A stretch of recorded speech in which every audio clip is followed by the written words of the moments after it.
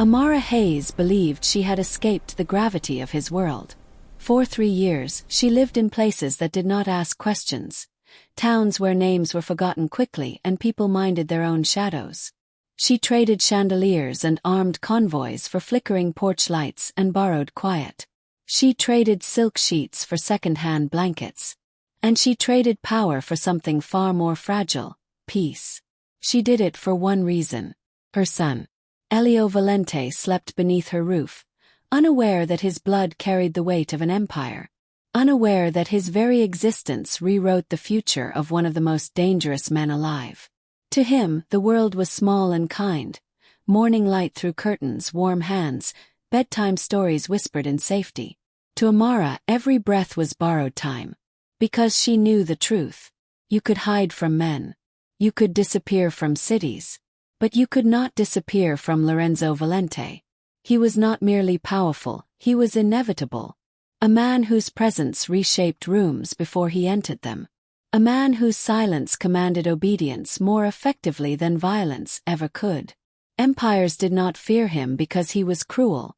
They feared him because he was precise. And because he never stopped looking. For 3 years, Lorenzo searched without rest. Not with chaos but with calculation. His world functioned flawlessly while his mind remained fractured by absence. Markets rose and fell at his command. Governments bent. But the woman who once stood at his side, the woman who vanished without a trace, remained untouchable. Until she didn't. The discovery came quietly, like all devastating truths do. A financial anomaly buried in rural records. A name that meant nothing to anyone else, but to him it echoed like a confession. A property purchased through a chain of anonymity. A footprint too deliberate to be coincidence. And then the image. A woman laughing in a field of tall grass, her hair loose, her guard lowered. And beside her, a child. A boy with dark eyes that carried an impossible familiarity. A boy who stood with the same stillness, the same presence, the same unspoken authority that Lorenzo saw every morning in his own reflection. In that moment the world shifted. Not with rage. With recognition. The empire no longer mattered. The negotiations could wait. The wars could pause. His son existed. And his mother had taken him. Amara felt it before she saw it. That subtle tightening in the air. The instinct that had kept her alive for years. The world had gone too quiet. The birds stilled. Even the wind seemed to hesitate. She was standing in her kitchen when it happened, fingers wrapped around a mug gone cold. Outside, tires crunched softly against gravel. Not hurried. Not careless. Controlled. She didn't need to look to know. He had found her. And with him came everything she had run from. Power, possession, inevitability. Lorenzo Valente did not come with weapons drawn or threats spoken. He came with certainty. With ownership written into the stillness of his stance. With eyes that took in her home, her life, her child, and claimed them without touching a thing. This was not a reunion. It was a reckoning. Because love, she would soon learn, does not always arrive gently. Sometimes it arrives like destiny. Uninvited, undeniable, and impossible to escape. The mornings in Briar Hollow arrived gently, as if the world itself had learned to move quietly for her sake. Amara woke before the sun, not from an alarm, but from instinct. Had been that way for 3 years now. She rose from bed without sound, bare feet touching cool wooden floors, and paused long enough to listen. Wind in the trees. A distant truck on the highway. The soft, steady rhythm of a child breathing down the hall. Only then did she move. The cabin was small but deliberate. Nothing ornamental, nothing that invited attention. Every object had a purpose. Every shadow had been memorized. She brewed coffee slowly, careful with the kettle, and watched steam curl toward the ceiling as dawn thinned the dark outside. Beyond the windows, pine and fog wrapped the land in quiet anonymity. This place did not ask who she was or where she came from. That was why she had chosen it.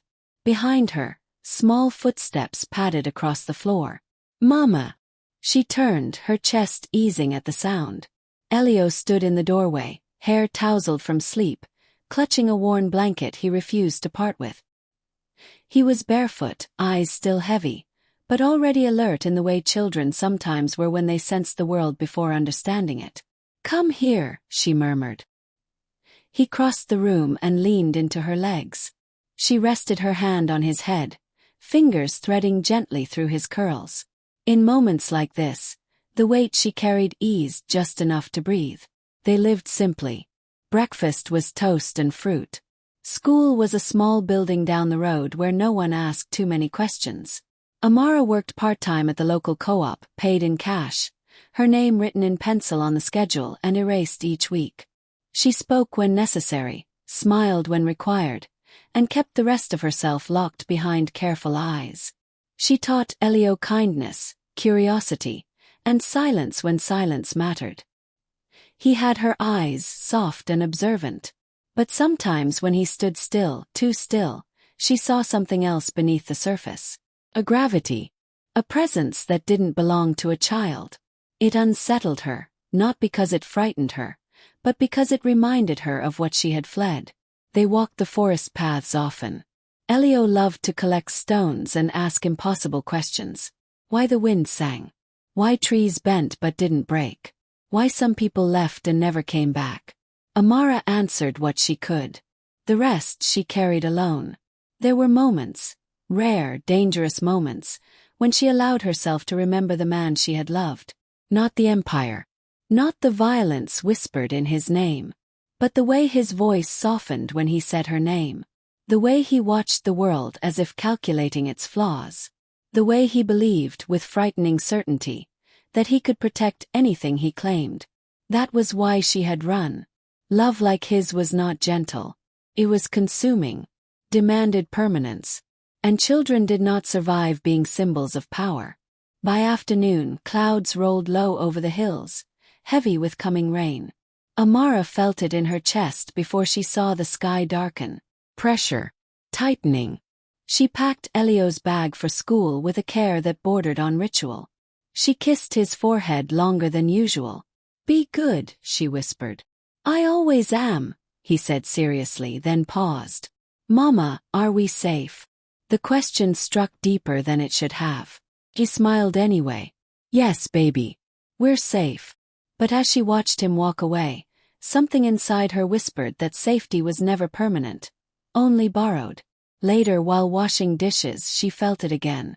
That familiar prickle at the base of her spine. The sense of being seen. Not watched, known. She froze. Outside, the wind had gone still. A vehicle engine hummed once in the distance, then went quiet. Amara's hand tightened around the edge of the sink. Somewhere, far too close, the past had finally found her. The world bent easily around Lorenzo Valente. Markets opened when he willed it.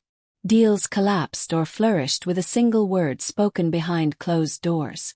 Men who had never bowed to anyone learned the posture of obedience in his presence. His empire did not roar. It moved with quiet precision, an intricate machine fueled by loyalty, fear, and absolute control. From the upper floor of his Milan headquarters, the city stretched outward in orderly submission. Glass towers reflected wealth and ambition, streets pulsed with motion, and beneath it all ran the invisible currents of power he had spent a lifetime shaping. Everything worked, except the silence inside him. 3 years had passed since Amara Hayes disappeared, and in all that time, not a single day had gone by without her name crossing his mind. Not as longing. He refused to give it that softness, but as an unresolved equation. A flaw in the architecture of his life. Lorenzo Valente did not lose things. He reclaimed them. Yet she had vanished as if the earth itself had swallowed her. No digital trace. No financial echo. No whispered rumor in the circles that owed him loyalty. It was as if she had stepped outside the world he ruled. That alone made her dangerous. The room behind him murmured with quiet efficiency. Screens glowed. Analysts waited. Advisors stood in perfect stillness, careful not to interrupt his thoughts. "Report," Lorenzo said without turning. A man stepped forward. "The South American ports are secured. The Milan shipment cleared customs without delay. Our competitors have gone silent. Lorenzo nodded once.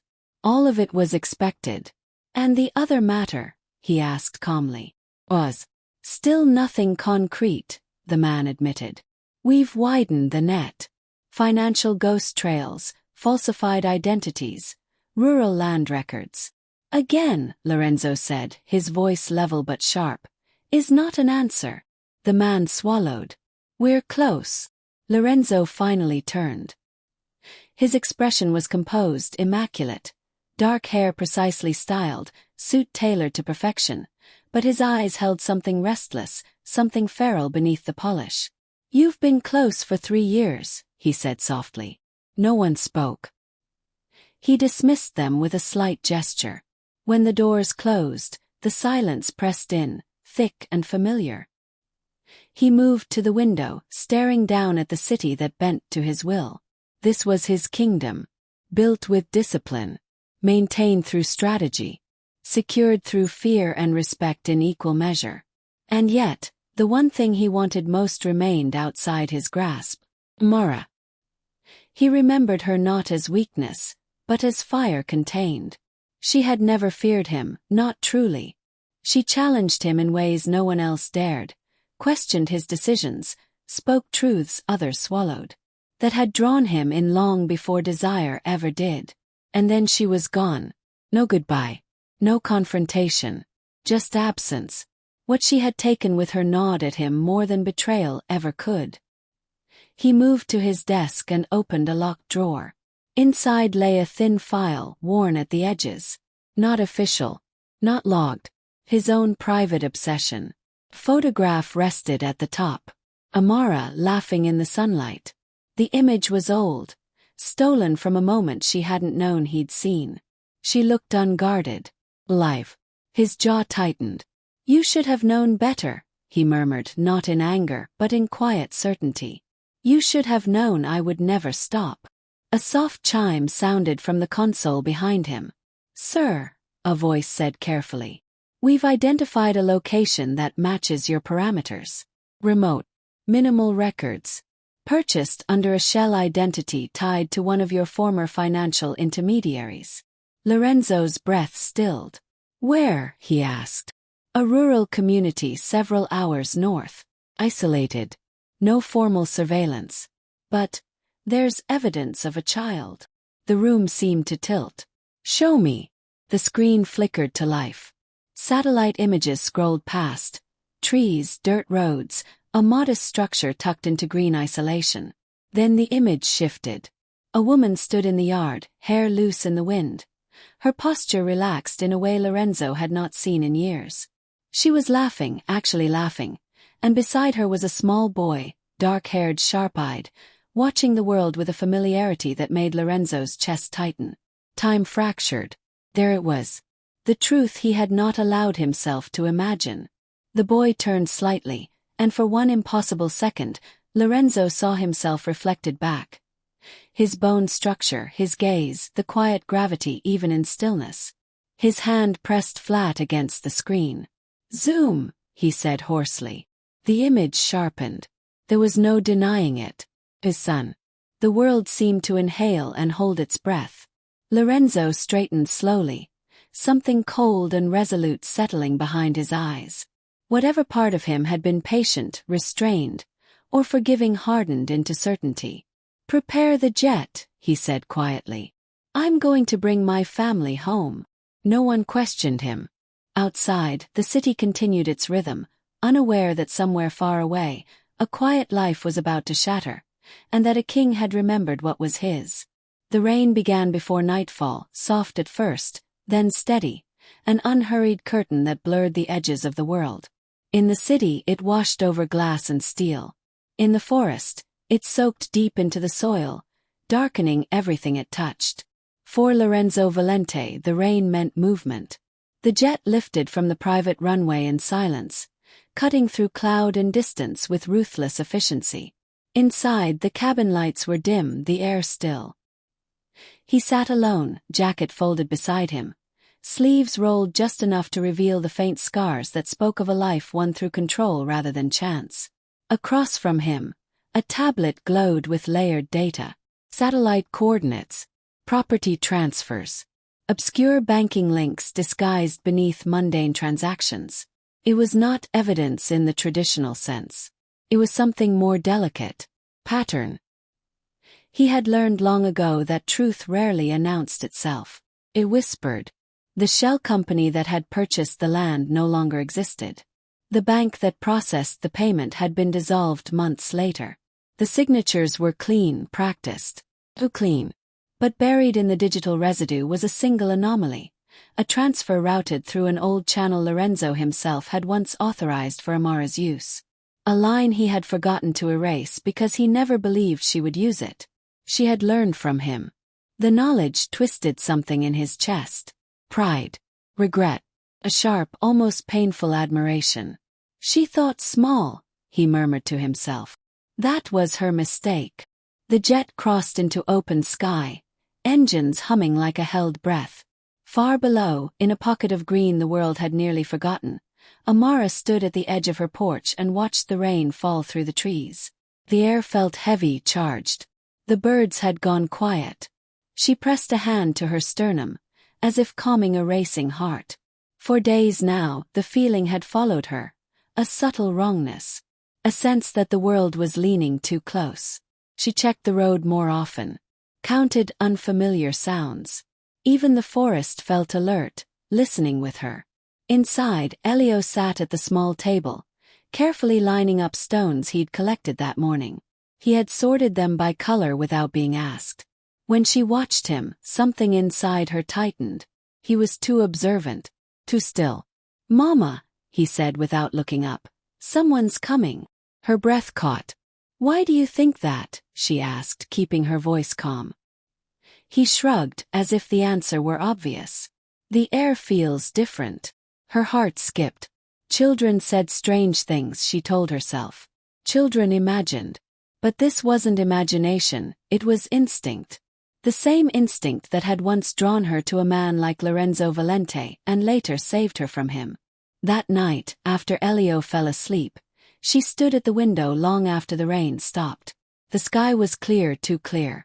The kind of clarity that followed disruption. Somewhere far away, a jet cut through the dark. Lorenzo watched the landscape shift beneath him, forests giving way to scattered lights. His mind ran parallel paths, strategic, emotional, inevitable. He thought of the boy again, of the way his stance mirrored his own, of the recognition that had struck him like a blow to the chest. His son. Not a symbol, not leverage, a living, breathing piece of him. He closed his eyes briefly, grounding himself. "You took him from me," he murmured, not in anger but in certainty. "But you also kept him safe." That realization softened nothing. It sharpened his resolve. The jet began its descent. By the time the wheels touched ground, Lorenzo Valente was no longer searching. He was arriving. And in the quiet house at the edge of the woods, Amara felt it, an unshakable certainty blooming in her chest like a warning bell. The hunt was over. The reckoning had begun. The forest did not announce him. No roaring engines, no shouting voices, only the subtle shift of air, pressure changing, the way animals went quiet when something unfamiliar stepped into their domain. Amara felt it before she saw anything.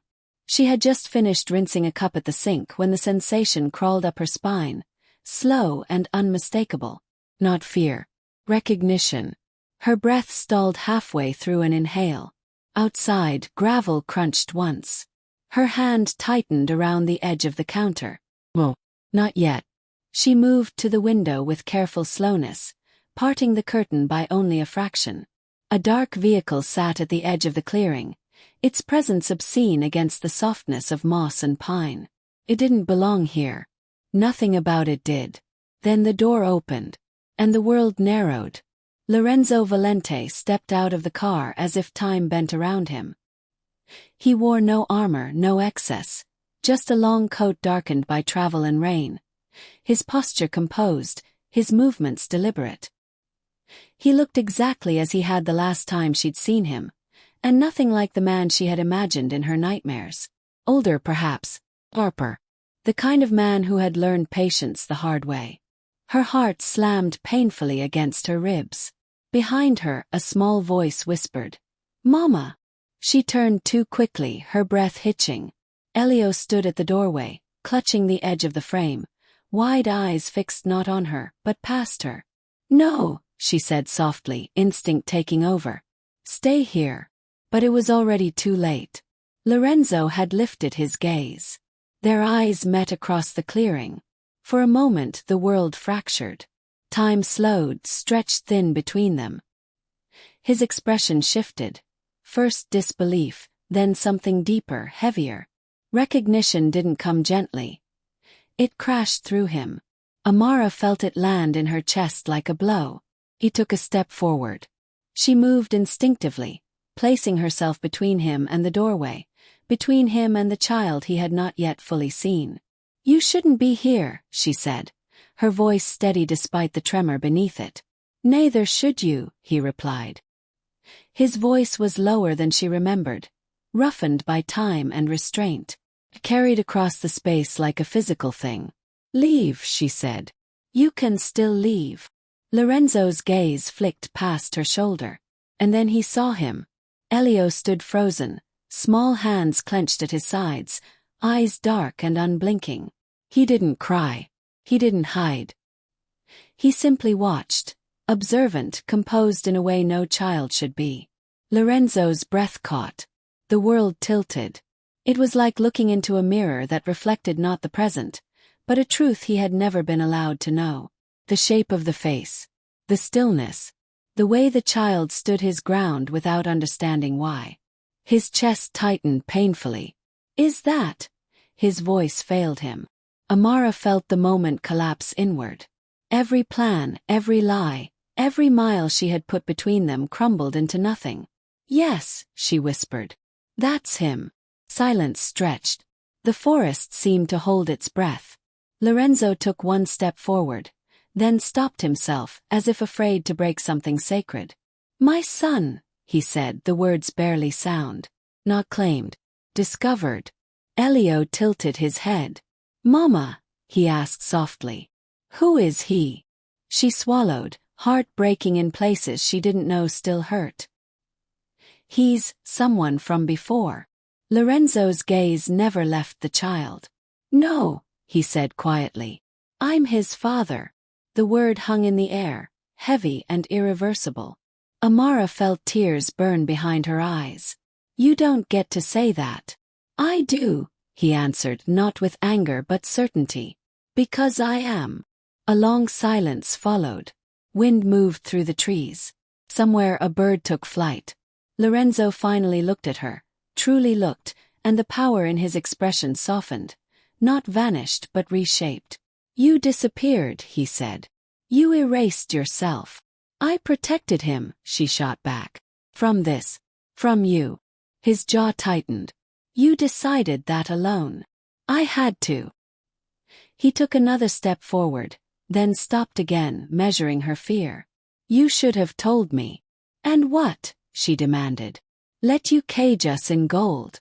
Teach him that love comes with guards and guns." His voice dropped. "I would have taught him how to survive." Silence fell again, heavier this time. Finally Lorenzo exhaled slowly. "I'm not here to take him from you." She laughed softly, bitter. "You expect me to believe that." "I'm here because he is mine," he said. "And because you are still mine whether you like it or not." Her chest tightened painfully. "This ends now," she whispered. "You go back. You forget us." Lorenzo's eyes darkened, not with anger, but resolve. "I don't forget what belongs to me," he said quietly. "And I don't walk away from my blood." Behind her, Elio took a small step forward, curiosity outweighing fear. "Mama," he asked, "is he staying?" The question hung between them like a blade. Lorenzo looked at the child, then at her, and in that moment, the truth settled with terrifying clarity. He had found them, and he was not leaving. The moment stretched thin, trembling on the edge of something irreversible. Elio took another step forward, small feet padding softly against the wooden floor. He wasn't afraid, only curious. His gaze moved between the two adults, reading the tension the way children sometimes do, instinctively without language. Lorenzo's breath hitched. Close, there was no denying it. The slope of the boy's nose, the set of his mouth, even the stillness in his posture. Quiet, assessing, unflinching. It was like looking into a mirror that reflected not his present self, but the child he had once been, long before power had hardened him. He swallowed. "So this is you," he murmured, barely above a whisper. Elio tilted his head. "Mama." Amara stepped forward instantly, placing herself between them again, her hand brushing the boy's shoulder. "Stay close to me." But Lorenzo didn't move. He didn't need to. The truth was already standing in front of him. His chest tightened, something deep and ancient shifting inside. This wasn't possession. It wasn't triumph. It was recognition, raw and unguarded. "I didn't know," he said quietly. "I swear to you, I didn't know." Her laugh was brittle. "You didn't ask. I would have come for you," he replied. "You know that. That's exactly why I ran." The words landed between them, heavy with years of fear and love tangled beyond repair. Elio watched them with wide, observant eyes. He stepped closer to Amara, fingers curling into the fabric of her shirt. "Mama, he looks like me." Her breath caught. "Yes," she whispered. "He does." Lorenzo closed his eyes briefly, as if steadying himself against something immense. When he opened them again, they were damp, dark with emotion he rarely allowed to surface. "You have my eyes," he said softly to the boy. "My father used to say they were a curse, that they saw too much." Elio considered this, then shrugged. "I like seeing things." A faint, incredulous sound escaped Lorenzo, something close to a laugh but broken at the edges. Amara felt her chest tighten painfully. This was the moment she had feared, the moment she had run from. Not rage, not violence, connection. She stepped forward, her voice low but firm. "You don't get to step into his life like this. You don't get to claim him because you recognize yourself in him." Lorenzo looked at her, and for the first time, his certainty wavered. "I don't want to take him from you," he said. "I want to protect him." Her eyes flashed. "Protection from what?" "From the world you built." His jaw clenched. "From the world that will come for him because of me." Silence pressed in again.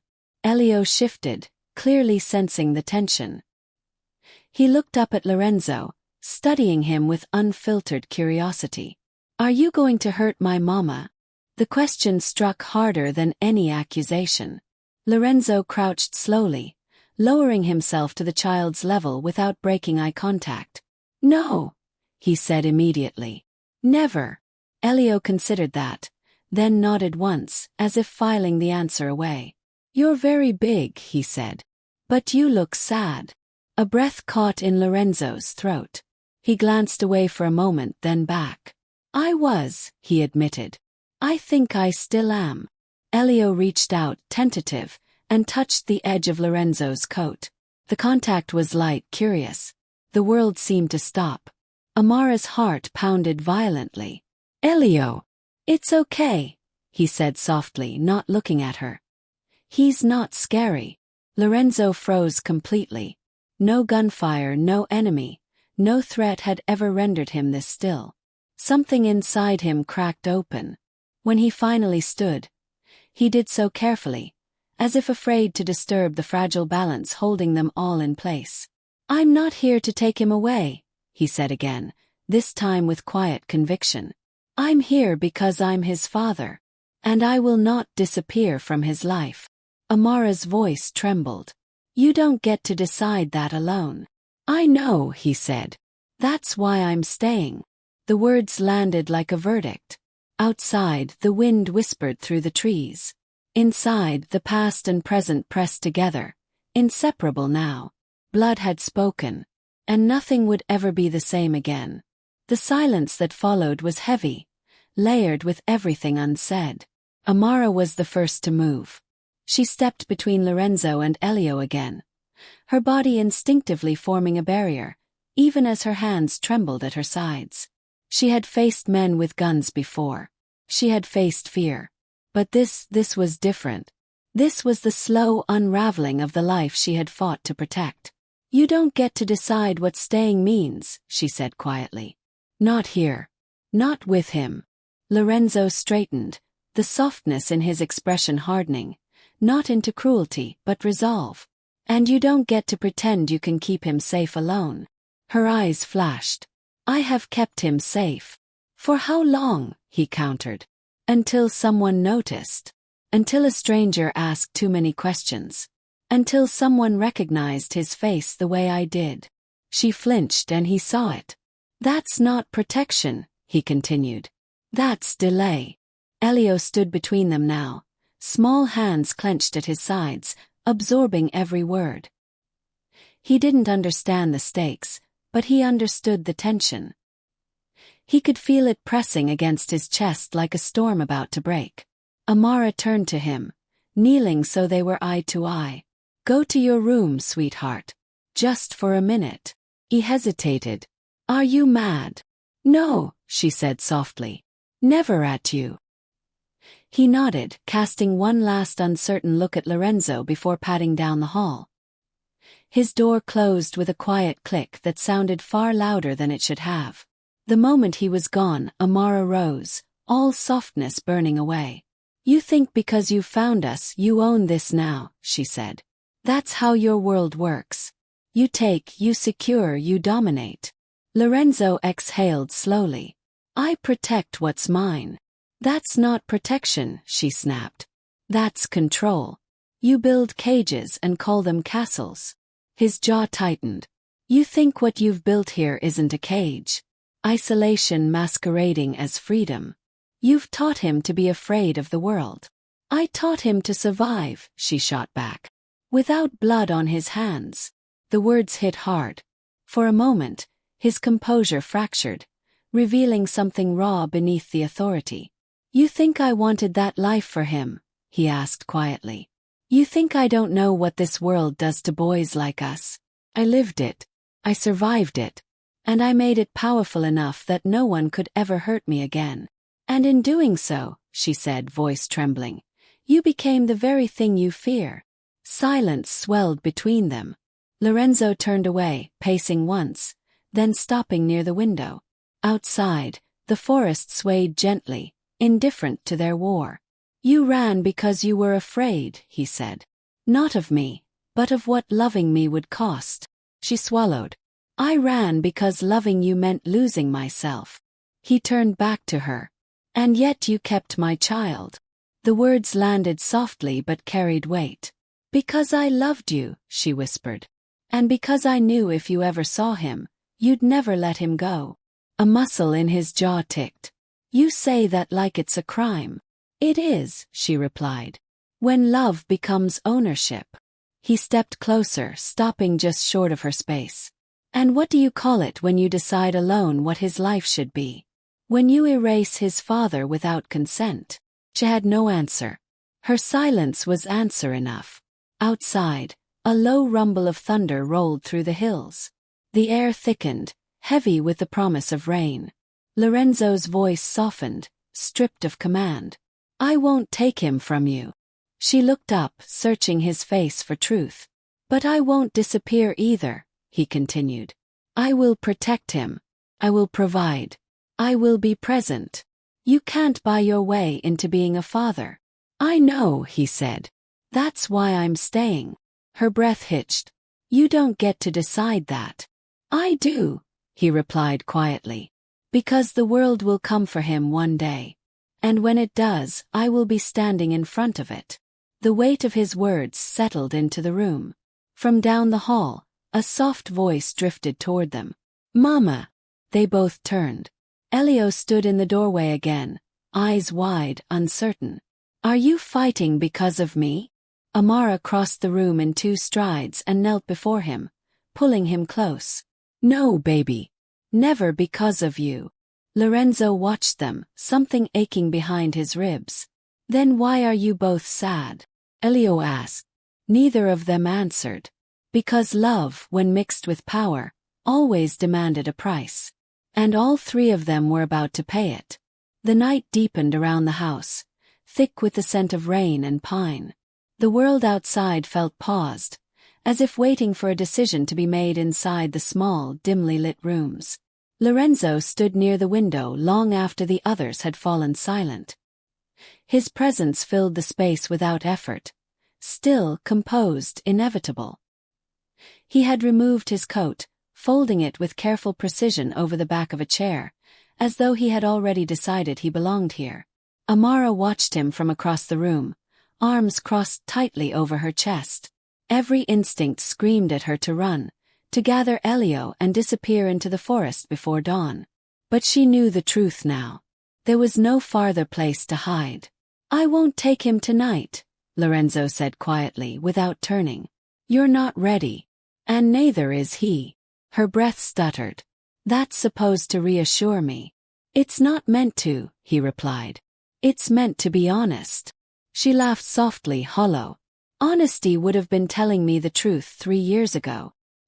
He turned then, his expression hardening.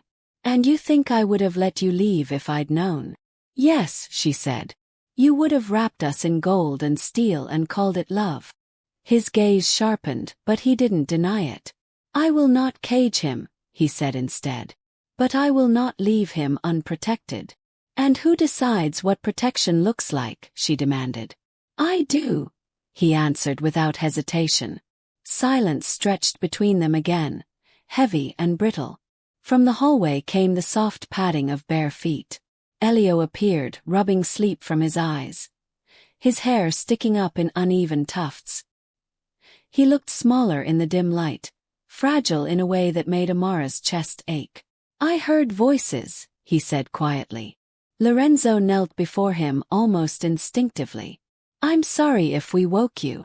Elio studied him for a long moment. Are you going to leave again? The question landed like a blade. Lorenzo's jaw tightened. No, he said. I'm not. Elio considered this, then nodded once, satisfied.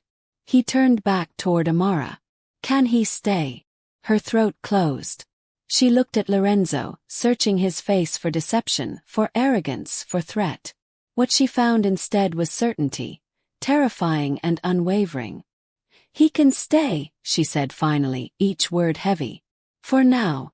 Something flickered in Lorenzo's eyes. Not triumph but resolve. That night, he moved through the small house with careful restraint. He did not take the bed she had offered. He chose the couch instead, resting there like a sentry.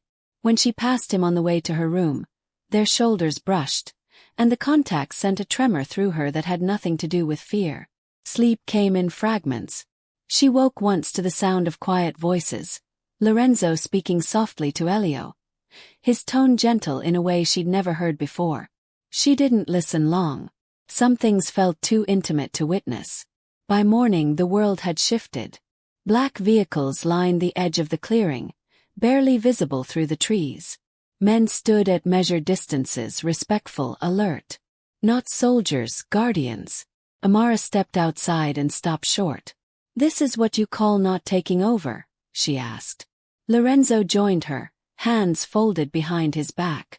This is what safety looks like. This is a fortress. This is a perimeter, he corrected. There's a difference. Her voice trembled. You didn't ask. I didn't need to, he said. Because this isn't about control. It's about prevention. Prevention of what? Of someone else finding him before I do. She stared at him, realization dawning slowly, painfully. You're not protecting us from yourself, she whispered. You're protecting us from the world you created. Yes. The admission was quiet, unflinching. I know what men like me attract, he continued. I know what happens when weakness is discovered. Elio is not weak, but he is young. And the world will see him as leverage. And so you cage him, she whispered. He turned to her, eyes dark with something like regret. I give him walls so no one else can. She shook her head, tears burning. You don't see it. You're teaching him that safety only exists behind bars. Lorenzo stepped closer, his voice low. I'm teaching him that safety is earned. Silence pressed in again. Inside the house, Elio's laughter drifted faintly from another room. Soft, unguarded. Amara closed her eyes, torn between the peace of that sound and the fear of what it would cost. This was the golden cage. Beautiful, secure, and slowly closing around them all. Morning arrived without mercy. Amara woke before the light fully claimed the sky. Her body stiff with a kind of exhaustion that came from holding herself together too tightly for too long. For a moment she forgot where she was, forgot the weight pressing against her chest, until she heard the low murmur of voices outside. She rose quietly and moved to the window. Beyond the trees, shapes shifted with purpose. Dark silhouettes, disciplined and deliberate. Not guards in uniform, but something more controlled. Men who knew how to disappear into stillness. Lorenzo's world. The sight hollowed her chest. She had known this was coming. Still, the finality of it struck like grief. Behind her, the soft creak of floorboards. Elio stood in the doorway, rubbing his eyes. "Mama," he whispered. She turned, schooling her face into calm. "Good morning, my love." He glanced past her toward the window. "There are more people." "Yes," she said gently. "They're here to help keep us safe." He considered that, then nodded slowly, accepting it with a simple trust that broke her heart. Outside, Lorenzo was already awake, speaking quietly with one of his men. He turned when he sensed her presence, his expression unreadable. "You didn't ask," she said flatly. "I didn't need to," he replied. "They're here to protect the perimeter. Nothing more." Her jaw tightened. "This is how it starts. This is how it prevents worse," he countered. She stepped closer, lowering her voice. "You're surrounding us. You're making it impossible to leave. I'm making it impossible for anyone else to get in." "You don't see the difference," she said, a tremor in her voice. "I do," he said quietly. "I just don't accept the risk." She searched his face, hoping to find doubt, hesitation, anything that suggested this wasn't already decided. But his resolve was solid, unmovable. "This isn't protection," she whispered. "It's occupation." Lorenzo inhaled slowly. "I know it feels that way." "Feels?" Her voice cracked. "You've turned my home into a perimeter. You've taken choice away from me." His gaze softened, but his stance did not. "You had choice for 3 years. I respected that. Now it's my turn to act." Her breath caught. "You don't get to rewrite the rules because you're afraid." "I'm not afraid," he said. "I'm aware." She laughed softly, bitter. "That's what men like you always say." A silence stretched between them, thick with everything unspoken. "I will not take him from you," Lorenzo said at last. "But I won't let you take him from me either." "And if I try?" she asked. His jaw tightened. "Then I'll stop you." The honesty in his voice chilled her more than any threat could have. She looked past him, to the men, the vehicles, the quiet readiness. To the life tightening around her like a closing fist. She had run once. There would be no second escape. Later, as the sun rose higher, Elio sat at the small table, drawing with colored pencils one of the men had brought him. He hummed softly, unaware of the invisible lines being drawn around his world. Amara watched him from the doorway, her heart aching with love and helpless fury. Lorenzo approached her quietly. "He's safe," he said. "For now," she replied. "For as long as I live." She looked at him, then really looked. Not the king. Not the threat. The man who had loved her once in his own dangerous way. "And what happens when he grows?" she asked.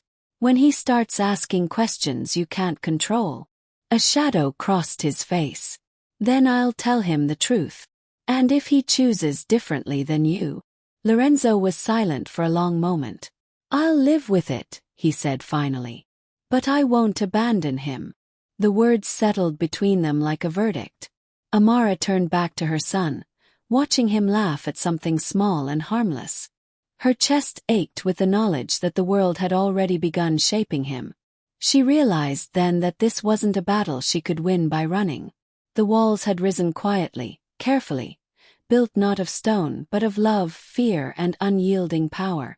And she was already inside them. Escape was no longer an option, only survival. The morning light crept in slowly, pale and uncertain, touching the edges of the cabin as if testing whether it was welcome. The forest stirred, birds calling softly, unaware that something fundamental had shifted during the night. Lorenzo stood at the edge of the clearing, jacket folded over one arm, watching the horizon with a stillness that suggested permanence. Not vigilance, not strategy, something deeper. Settled. Behind him, the house breathed quietly, wood creaking, floors warming, life continuing. Amara watched him from the doorway. She had expected restlessness, commands barked into radios, the sharp energy of a man asserting control. Instead, what she saw unsettled her far more: patience. A stillness that felt intentional. As if he had already decided this place was his, not through force, but through presence. "You're staying," she said, not as a question. He turned slowly. "Yes." "For how long?" His gaze didn't waver. "As long as it takes." She let out a soft, humorless breath. "That's not an answer. It's the only one I have." The forest shifted around them, light breaking through branches. For a moment neither spoke. Then a small voice cut through the quiet. "Mama!" Elio stood in the doorway, holding a small wooden animal he'd carved with one of the men earlier that morning. He looked between them, uncertain but curious. Lorenzo knelt instinctively, lowering himself to the child's level. "Good morning," he said gently. Elio studied him, then nodded. "You're still here." "I am." The boy considered that. "You didn't leave." "No," Lorenzo said. "I won't." Something in the way he said it, not possessive, not commanding but certain, made Amara's chest tighten. Elio walked closer, then stopped. "Mama says people leave." Lorenzo glanced at her, then back at the boy. "Some do," he said. "But some stay when it matters." Elio thought about this, then held out the small carved figure.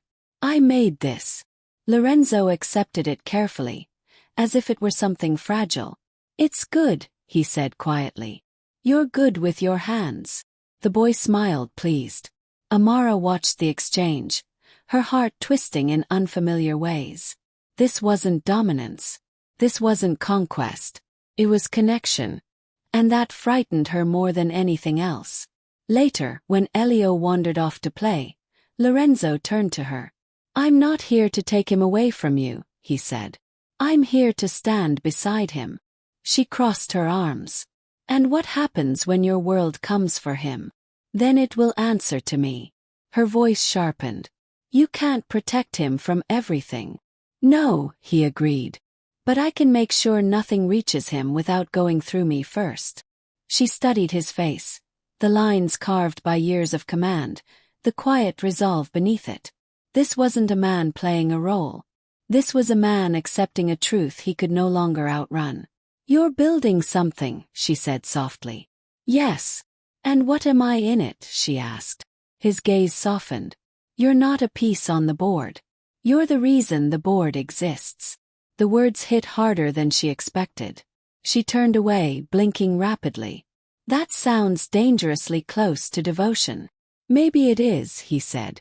Silence fell again, not heavy this time but thoughtful. By afternoon, the men had adjusted their positions, farther from the house, quieter. The perimeter remained, but it breathed easier. Less like a cage, more like a boundary. Lorenzo stood on the porch, watching Elio chase leaves across the clearing, laughter breaking free with each step. A faint smile touched his mouth. Unpracticed but real. "I won't force him into my world," he said quietly. "But I won't pretend it doesn't exist either." Amara joined him, arms folded loosely. "And if he chooses it?" Lorenzo's jaw tightened. Then I'll teach him how to survive it without losing himself. She looked at him, searching for the arrogance she once knew. What she found instead was resolve tempered by fear. Fear of failing the one person who mattered most. You're still dangerous, she said. I know. But you're trying. Yes. They stood side by side, watching the child move through the clearing, sunlight catching in his hair. For the first time since Lorenzo had arrived, the air felt steady, not safe, not peaceful, but honest. This was not the end of a battle. It was the beginning of a fragile alliance, built not on fear, but on shared blood, shared loss, and a love neither of them could deny. The king had not taken the throne.